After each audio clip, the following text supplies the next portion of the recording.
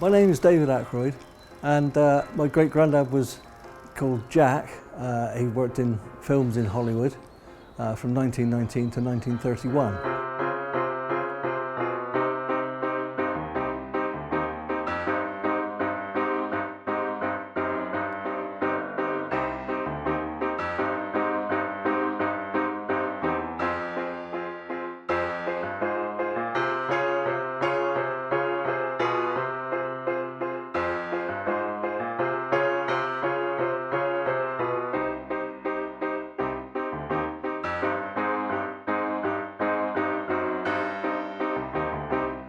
When the First World War started, soon after he joined up. He joined the Duke of Wellington's regiment, the West Riding, and was assigned to the 11th Service Battalion. He saw action at Mons and was awarded the Mons Star.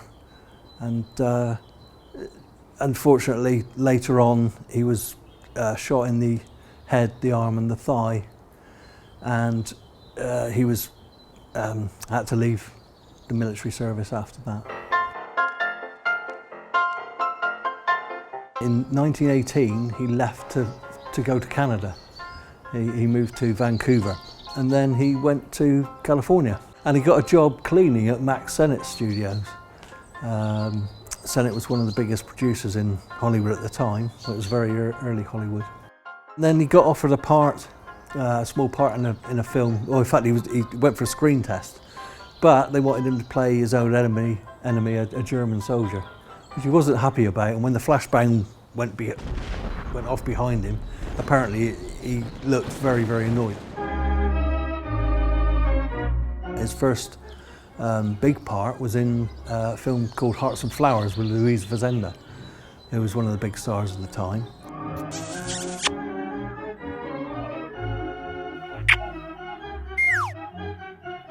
And there's a really funny scene where he gets hit in the face with a brick and he just falls straight backwards. It's quite amazing. He was in 2 of Oliver Hardy's solo films, and then he was in 13 of Stan Laurel's solo films, which Stan made quite a lot of films. He also produced and was a writer as well. And they became friends, and Jack went to Stan sometimes for dinner, which was nice, or Jack and Florence, his second wife.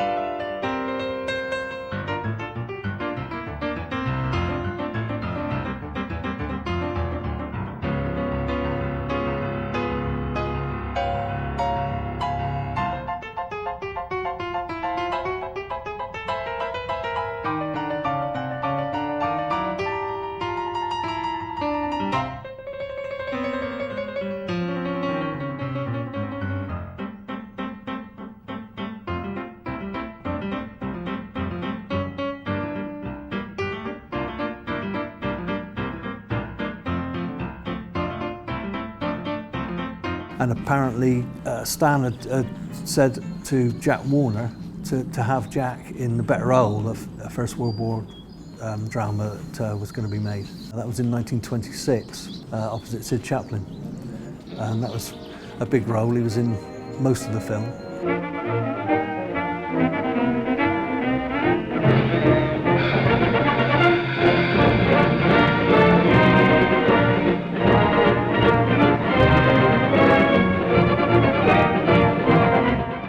Yes, The Better Whole was the second Vitaphone programme produced by Warner Brothers, and was the second film to use synchronised sound with the film rather than having somebody playing a piano or something like that. And it's just recently been upgraded to HD and is now on the internet on YouTube. He did make another World War I drama, The Dawn Patrol, in 1930. Somebody's going to get hell for this. Who from? Why, the Major, of course. Oh, I thought you meant Von Richter. Ah, let's up it and get him ready. The first time I saw him was with my dad, Brian, at the London Film Festival in 1994. I hadn't seen Great Grandad since he died when I was 3.5, so to see him was very emotional. But when we got the Dawn Patrol, It's a talking film. Give them hell, Scotto. Right, old son. He takes out a hand grenade, a German hand grenade. Beg your pardon, sir. I've been saving this up since Neve Chappelle. Would you mind dropping it on their minis with my compliments, sir? All right, Ackroyd. Thanks, sir. He'd been saving it since Neve Chappelle, which I think was an ad-lib, because nobody would have thought of Neve Chappelle. It's up on the Belgian border, it's northern France. So I think that may well have come from him. But to my surprise and Dad's surprise, the actor turns around and says, "All right, Ackroyd," and calls him by his surname. When he was Ackroyd the mechanic in the film, which was quite amazing. In 1931, Jack and Florence, and they by that time had a daughter, Margaret, and a son, William. They returned to Bradford due to the Depression, and great-granddad didn't have much work then. Sadly, he didn't have an agent, because agents cost money. They take so much of your earnings. So he decided to return to Bradford, but hoped one day to be able to be in films again, but that never happened, unfortunately.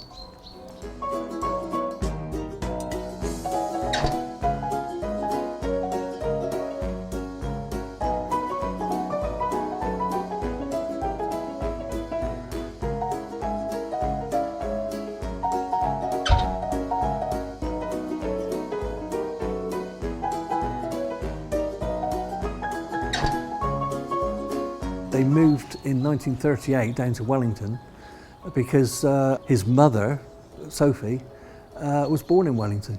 He lived at Ardwin in a nice house called Loma Vista. Loma Vista is a place in California that obviously meant a lot to him, so that's why he named the house that. And we used to go to tea there. Well, Dad used to go to the tea there. I did when I was a little boy, but I can't remember much about him. I have a few photos of me with him. When I was born, there's a nice photo of the 4 generations where he's holding me. But sadly, Jack passed away in his sleep. That was in 1962, November 1962. There were 53 credits that he was on the International Movie Database. Recently I went on, he's up to 70 credits now. But there's still a Buster Keaton film that I don't know the name of. There's a picture of him taking a photograph of Buster Keaton on a boat, so I've got to find that one if I can. Before I was born, Mum and Dad went to the cinema, and there was a Keystone Cops short, and that one I don't know what it's called, but Dad said, "Grandad," and apparently Jack was in this Keystone Cops film, but he was on the beach with a little periscope looking at the bathing beauties.